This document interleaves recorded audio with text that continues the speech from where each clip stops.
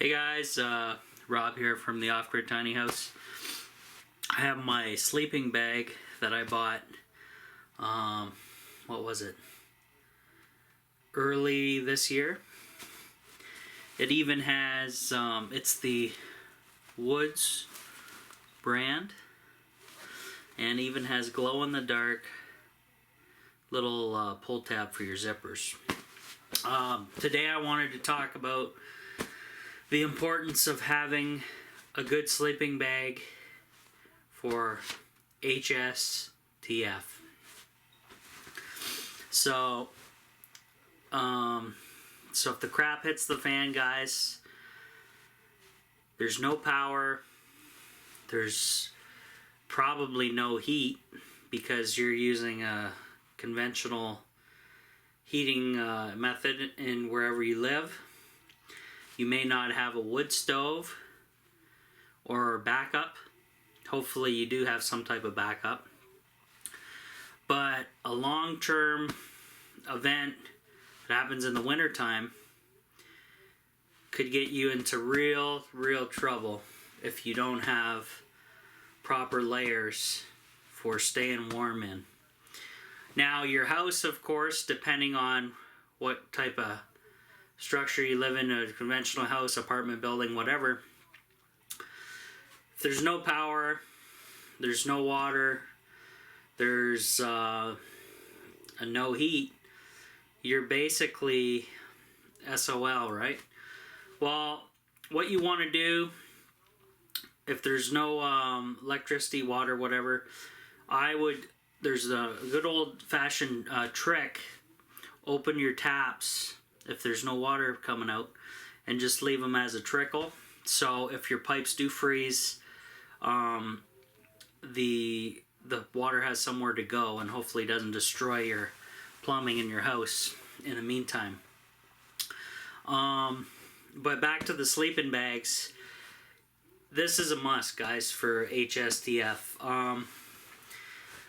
Now, I had a really good idea. You can buy real cheap sleeping bags for like, I don't know, $20, $30 a piece.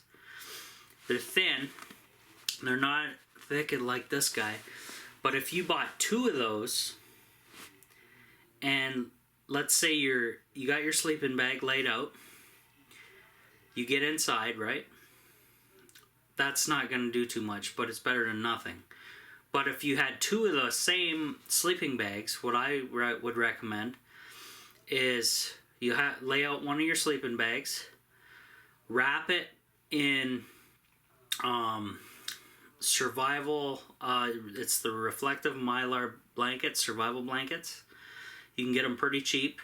Wrap the outside of your cheap sleeping bag in that, and then pull over carefully if you can, and keep everything in place if you can, over the silver looking survival blanket that basically is a radiant barrier in between the 2 layers of your sleeping bags. So you're inside the middle one, wrapped around that insulation, and then you have your survival blanket on over that, and then another layer of insulation with the secondary cheap sleeping bag. That would be a good idea to do to keep the heat in, especially if it's cheaper material, cheaper sleeping bag.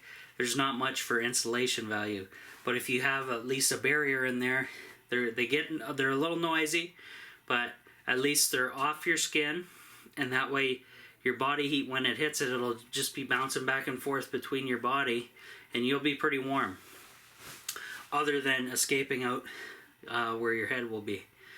But most of your body will be kept warm and no issues.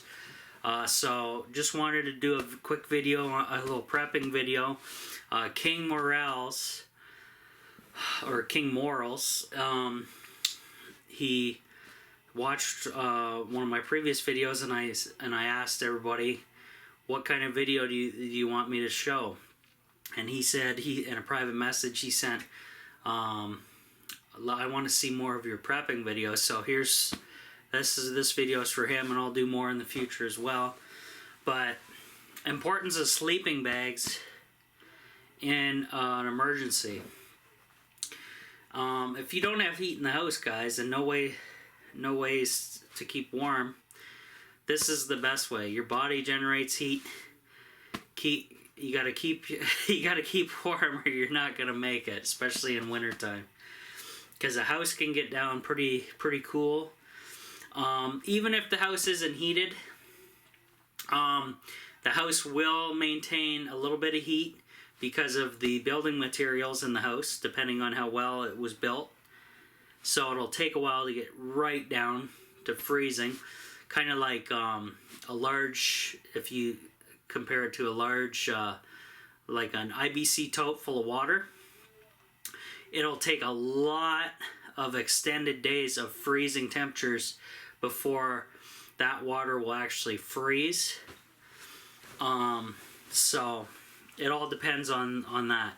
So if you can mitigate the damage to your house with plumbing and all that stuff, open some taps, there's no water pressure, or just leave it at a trickle.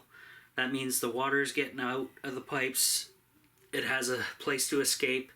So when it does freeze, or if it does freeze, the pressure will release out of the trickle and won't build up pressure and bust pipes. So that's a little tip. But other than that, sleeping bags, even if you can only afford the cheaper ones, buy two. Buy a survival blanket at the dollar store or wherever you can get them cheap, eBay or whatever, and kind of wrap up.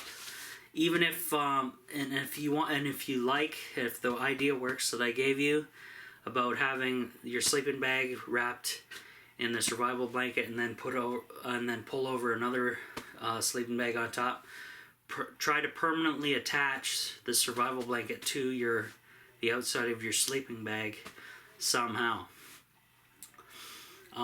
Whether, like, you guys will have better ideas on that than me, I'm sure, but put those down in the comments to help everybody out. But that's my idea. Super important. You gotta have layers. So even if you didn't have a sleeping bag, guys, but you have tons of blankets in the house, that'll work too. And then if you have to go all gather with your family into a smaller room, do that. Smaller the better.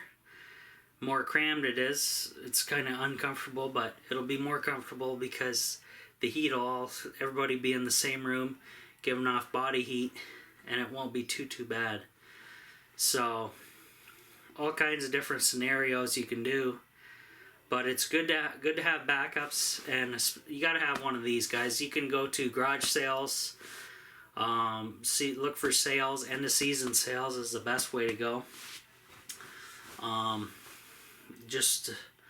think it's just before fall these normally go on sale around here, so that's the best way to do it. And sometimes even early spring they go on sale too.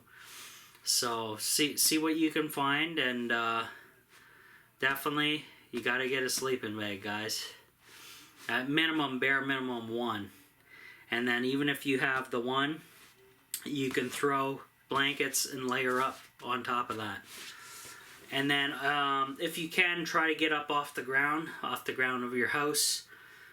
You can go put it right in your bed if you have to. Like most people sleep in their bed anyway, so you're not on the ground and the ground's not stealing your body heat. So there you go.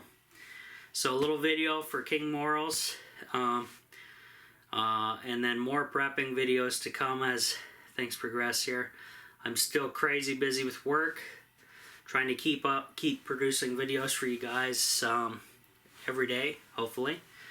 If I miss a day or two, that'll suck, but hopefully not. So that's it for this video, guys, and we'll talk to you later.